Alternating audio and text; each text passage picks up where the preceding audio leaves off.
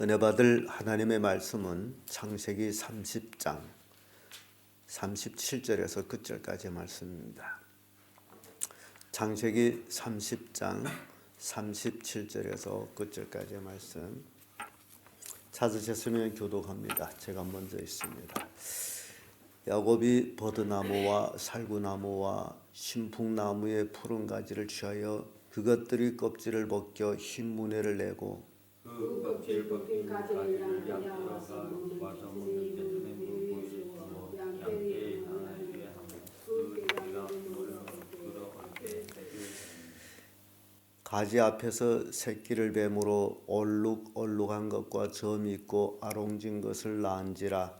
야곱이 새끼 양을 구분하고 그 얼룩무늬의 검은 것을 라반의 양과 라반의 양과 라반의 양을 따라 라반의 양과 새끼 양께 실한 양이 새끼 뵐 때는 야곱이 개천에다가 양떼의 눈앞에 그 가지들을 두어 양으로 그 가지 곁에서 새끼를 베게 하고 약한 양이 그 가지를 두지 아니하니 그렇게 하므로 약한 것은 라반의 것이 되고 신중한 것은 야곱의 것이 됩니다. 다 같이 이에 그 사람이 심히 풍부하여 양떼와 노비와 약떼와 나귀가 많았더라. 아멘. 이 말씀으로 적극적인 야곱 이런 제목으로 말씀을 나누겠습니다.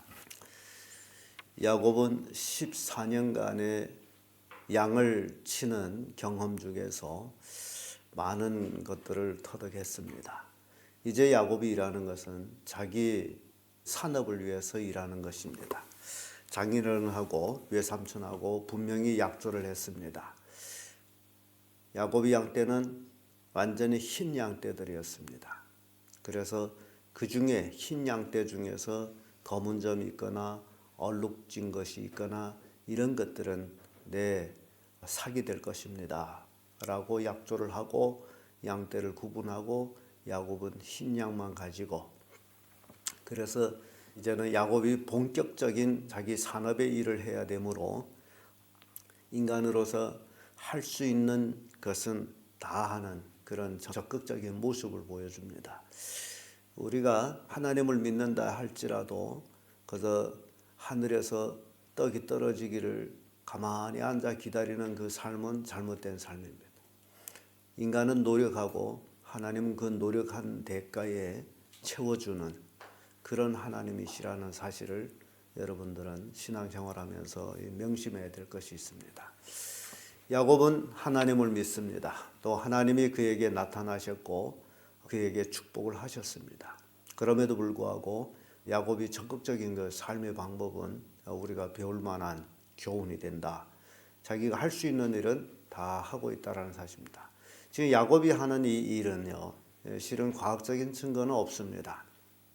다만 야곱이 자기 나름대로 이렇게 해서 얼룩진 것이 나지 않겠나라는 그런 믿음으로 나무를 갖다가 껍질을 발려가지고 얼룩지게 했다라는 사실이고, 또 양들이 새끼 뵐 때 그 얼룩진 데서 새끼 뱀으로 역시 또 양 새끼도 얼룩졌다라는 사실, 이게 오늘 우리가 이제 읽은 말씀 중에 그런 내용들이 나옵니다. 그러나 결과적으로는 하나님이 하셨다라는 겁니다. 인간이 적극적인 노력 속에서 하나님이 이루어 주신다는 겁니다. 그래서 여러분들이 신앙생활하면서 기도할 뿐만 아니라 내가 할 수 있는 데까지 최선을 다해서 해야 된다는 일을 해야 된다는 걸 보여줍니다. 마가복음 9장 23절의 말씀 보면요, 할 수 있거든 무슨 말이냐, 믿는 자에게는 능치 못한 일이 없느니라 라는 말씀이 나옵니다. 믿는 자에게는 능치 못할, 하지 못할 일이 없다, 예수님이 하신 말씀입니다. 어떤 믿음을 가지느냐에 달려 가지고 그 믿음의 결과를 우리는 맛보게 된다는 사실입니다. 그래서 마태복음 17장 20절에 가보면 내가 만일 믿음이 겨자씨만한 큼만 있으면 이 산을 명하여 여기서 저리로 옮기라 할지라도 옮길 것이라. 겨자씨가 굉장히 작은 씨입니다. 담배씨보다도 더 작은 씨가 겨자씨입니다. 근데 예수님께서는 너에게 겨자씨만한 믿음만 있어도 산을 옮길 수 있다라고 말씀합니다.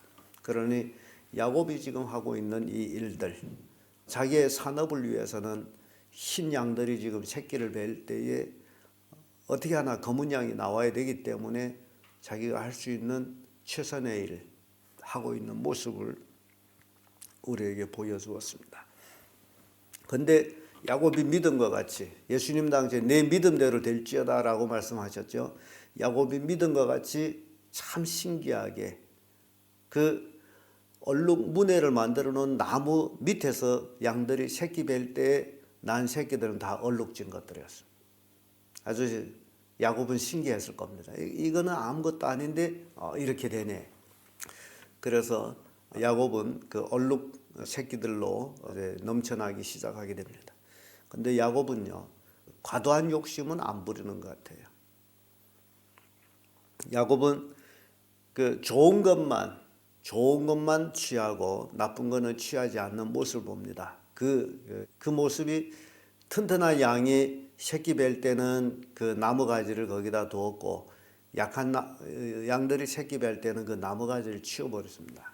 그래서 그 결과 튼튼한 얼룩진 양들은 다 튼튼한 어미들이 난 것이고 흰 양들은 다 약한 양들이 난 것으로 구분이 돼가지고 얼룩진 것은 야곱이 것이고 흰 양들은 외삼촌의 것인데 야곱이 것은 튼튼하고 약한 것은 외삼촌의 것이었다라고 성경은 말씀합니다. 하나님이 우리에게 주시는 복, 하나님이 우리에게 주신 복은 좋은 복이다, 좋은 것이다 라는 것을 성경은 여러 군데 말씀하고 있습니다. 시편 85편 12절에 여호와께서 좋은 것을 주시리니 우리 땅이 그 산물을 내리로다. 하나님은요, 자기를 믿는 자, 자기를 따르는 자에게 좋은 것을 주기를 원합니다. 예수님도 그 말씀했습니다. 너희가 악할지라도 자식이 구하는 것 좋은 걸 줄 줄 알거든 라고 얘기합니다. 하물며 하나님께서는 영생을 주지 않겠느냐라는 말씀인데 잠언 16장 20절에 보면요, 삼가 말씀에 주의하는 자는 좋은 것을 얻으리니 여호와를 의지하는 자가 복이 있느니라 라는 말씀이 나옵니다. 지금 여러분들이 가만히 야곱을 생각해 보면요, 야곱은 혼자 막대기 하나 들고서 외삼촌 집으로 온 사람입니다. 야곱이 의지할 수 있는 사람은 야곱이 주변에 없습니다. 야곱은 온전히 하나님을 의지하지 않고는 살 수가 없는 그런 사람입니다. 그러니 야곱은 올 때에 베델에서 만났던 그 하나님을 마음속 깊이 간직하고 그 하나님을 의지했던 모습을 봅니다. 그래서 결국 야곱은 하나님의 보호 속에서 외삼촌 집에서 근 20년을 지나지만은 외삼촌이 그를 해하지를 못합니다. 그리고 야곱은 양떼가 넘쳐나고 노비가 넘쳐나는 그런 부자가 되죠. 마침 야곱이 거부가 됐다. 여러분, 이 부자가 된다라는 것은 어떤 사람들은 시간이 많이 걸려야 된다라고 생각합니다. 근데 야곱이 부자 된 것은 거푸 6년 안에 이루어졌습니다. 지금 외삼촌하고 약속은 6년입니다. 내가 외삼촌 위해서 6년을 일할 것입니다. 그런데 6년이 채 되기 전에 야곱은 거부가 됐습니다. 그래서 우리에게 교훈을 주는 게 있다면 하나님이 축복하시면 부자 되는 것은 순간이구나 라는 것을 알 수 있습니다. 가장 중요한 것은 야곱이 하나님을 의지해서 산 것처럼 살아갈 때에 이루어지는 것이다.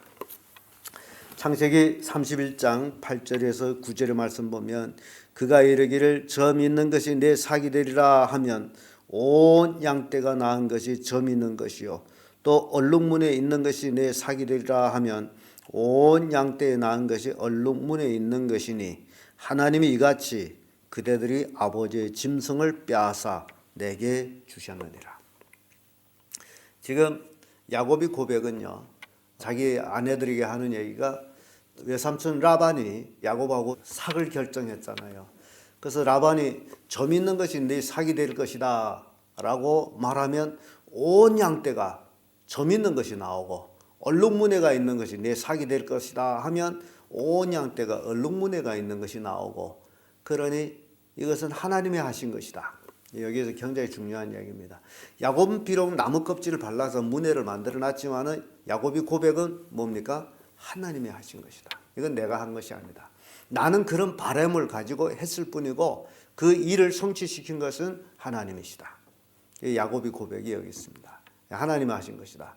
그리고 자기 아내들에게 하나님께서 이같이 하여서 당신의 아버지의 짐승을 빼앗아서 내게 주었다.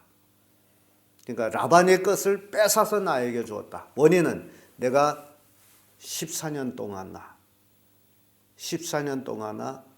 라반을 위해서 최선을 다해서 일했기 때문에. 여기서 굉장히 중요한 게 바로 이겁니다. 오늘날 많은 사람들이 남의 일을 할 때는 대충 합니다. 눈속임입니다. 근데 거기에 복이 없어요. 남의 일이든지 내 일이든지 일단 일을 하게 되면 최선으로 해야 됩니다. 이게 하나님의 바람입니다. 최선을 할 때에 하나님 복을 주십니다. 얼렁뚱땅 눈속임을 하는 사람은 절대 복을 받지 못합니다. 야곱을 통해서 우리에게 주는 교훈이에요. 창세기 32장 10절에도 나는 주께서 주의 종에게 베푸신 모든恩宠과 모든 진리를 조금이라도 감당할 수 없사오니 내가 지팡이만 가지고 이 요단을 건넜더니 지금은 2때나 이루었나이다. 야곱이 약복강에서 하나님께 대한 기도입니다. 2때. 짐승의 떼를 지었는데 그 떼가 하도 많아가지고 2때로 나누어서 지금 그때 당시에 부의 상징은 어느 만큼 노비를 두고 있느냐, 어느 만큼 그 양떼, 소떼, 짐승떼를 가지고 있느냐가 그때 부하냐 가난하냐를 구분했습니다. 그런데 야곱이 많은 노비를 두었고 짐승이 2떼, 큰 떼를 이루어서 그러니 야곱이 거부가 됐죠. 야곱이 요단강을 건널 때 뭐만 들고 갔어요? 지팡이만 들고 갔어요. 막대기 하나만. 여러분, 모세가 미디안 광야에서 애굽을 향해 갈 때도 역시 막대기 하나였습니다. 그런데 모세가 들어갈 때는 막대기 하나를 들고 들어갔지만은 나올 때는 이스라엘 백성 장정만 60만에 거기에 아이와 노인과 허다한 잡족해서 사람들은 200만 명이라고 그래요. 요셉이 막대기 하나만 들고 애굽으로 들어갔는데 나올 때는 200만 명을 양떼같이 거느리고 나왔습니다. 그들을 광야에서 양몰이 하듯이 모세가 그들을 생활을 같이 하는 모습 봅니다. 이게 하나님의 역사입니다. 여러분들이 손에 막대기 하나만 있으면 모든 것을 할 수 있다는 사실 명심하십시오.